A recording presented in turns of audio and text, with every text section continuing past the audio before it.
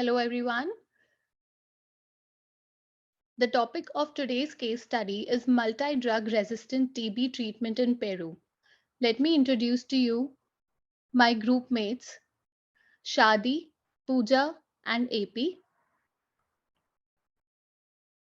The agenda of today's case study is giving you an introduction and overview, background and summary, solution, recommendation, and conclusion with some references. TB remains one of the top 10 causes of death globally, despite the availability of a curative treatment paraphrase. Peru, specifically in the Loreto region in the Peruvian Amazon, bears a heavy burden of multi drug resistant, that is, MDR TB. This can be because of various factors such as elevated poverty levels, inadequate healthcare accessibility, exacerbating the situation in that area.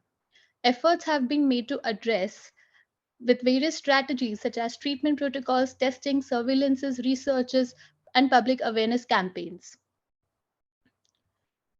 Managing MDR TB poses significant difficulties and leads to favorable outcomes for patients. MDR TB refers to type of TB that is resistant to isoniazid and rifampicin, the main drugs that are used in the first line treatment.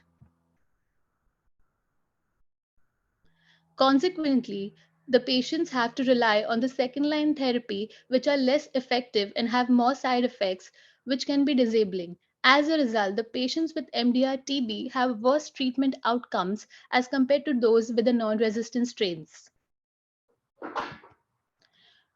Globally, the control of MDR TB is a significant and difficult public health challenge. Various studies have consistently shown that MDR TB requires more than just following the strategies outlined in the global TB control programs. Patient centric care is a crucial factor in making progress towards controlling MDR TB epidemic. In this case study, we provide you an overview of MDR TB management in Peru, a country where it continues to be a persistent problem despite improvements in the diagnostic capacity, reduced treatment costs, increased financial and human resources. Now, Shadi will talk about the solutions. Hello, everyone. I just want to talk about some solution based on the provided articles, and they are the potential solutions for the challenges presented in the case of the multi-drug resistance for the tuberculosis treatment in Peru. One of them, it should be like this: strengthening diagnosis capacity by implement newer and more accurate diagnosis tools such as RIF line probe assays, molecular methods to improve the detection of MDR tuberculosis cases and ensure widespread availability of diagnosis tests, enhance training and support for healthcare providers to ensure accurate and timely diagnosis, improve treatment regimes, and utilize shorter and more effective treatment regimes, and implement individual treatment plans that consider patients' drug-resistant profiles and capabilities. Provide appropriate counseling and support to patients to ensure to continue their treatment protocols. And the other one would be the strengthened healthcare infrastructure and resources, which is increased investment in healthcare infrastructure, including the establish of well-equipped laboratories and treatment centers, improve the availability of essential drugs, diagnosis tests, and infection control measures, and ensure an adequate supply chain management system to prevent stock out of essential medicine.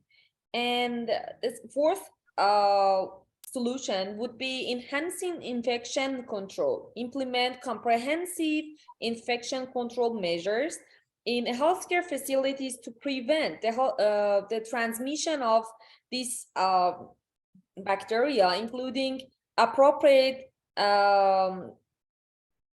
triage, isolation facilities, and use of personal protective equipment. Provide training and education to healthcare workers in infection control practices. Increase community awareness and campaigns about this illness, strengthening patient support and social intervention as well. And the Pooja, the AP wants to talk about the regime. Thank you, Shadi. So now we will share some recommendation that we have found after studying our given case. So patients with highly resistant tuberculosis, they have fewer treatment options, among which the 6-month regimen, which includes the bedaquiline, pretomanide, and linezolid regimen, in short, which is referring as a BPAL. So it's a new regimen that's shown a very favorable impact on the patient after 6 months of treatment.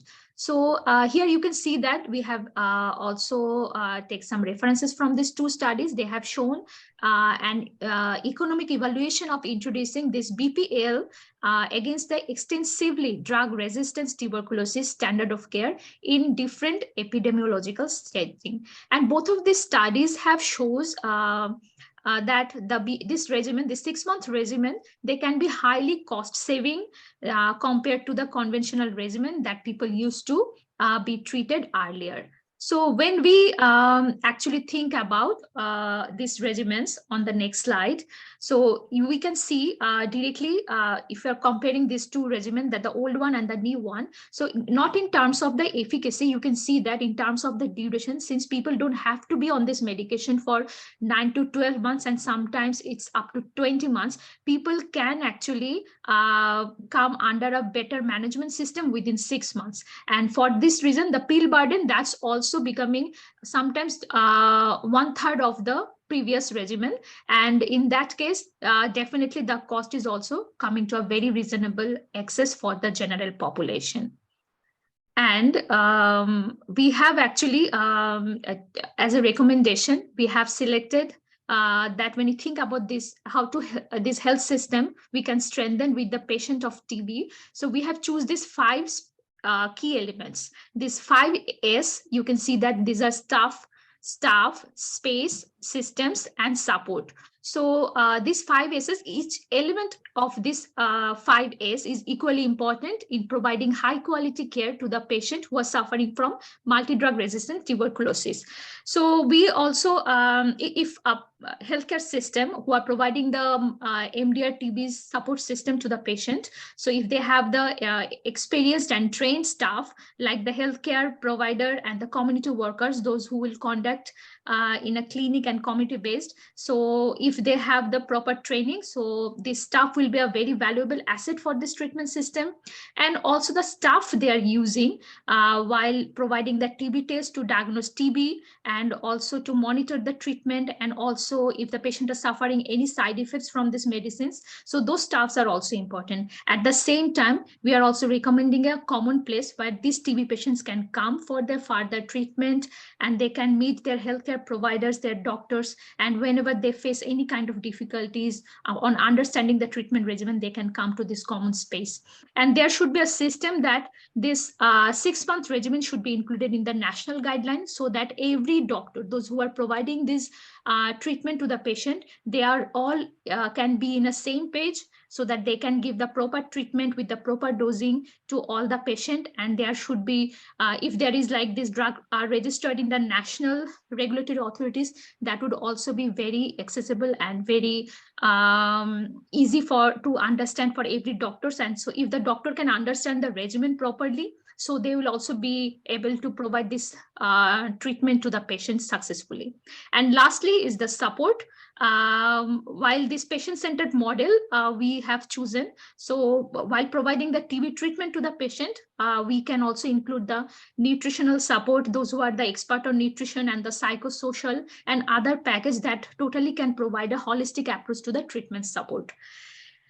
And lastly, as a healthcare leader, there is a several role is actually possible to support this case. So where we can see that healthcare leader, they can collaborate and transform this connected care with healthcare partner and community. And they also can advocate for more affordable treatment and management option. They can encourage to acceleration of the research that is necessary, and also that is necessary for the special population like pregnant women and for children. They also can encourage further research on this, and they also can expand the equitable access to high quality, and they can help them to empower the care. And lastly, and healthcare leader has a very vital role on supervising, monitoring, and creating the demand in communities and implementation of this healthcare strategy. In conclusion, with a comprehensive approach that includes strengthening diagnosis capacity, improving treatment regimes, enhancing healthcare infrastructure, implementing infection control measures, and providing patient support, and fostering research and innovation, Peru can make significant strides in combating multi-drug resistant tuberculosis and improving the health outcome of its population. Thank you. It's our references at the end.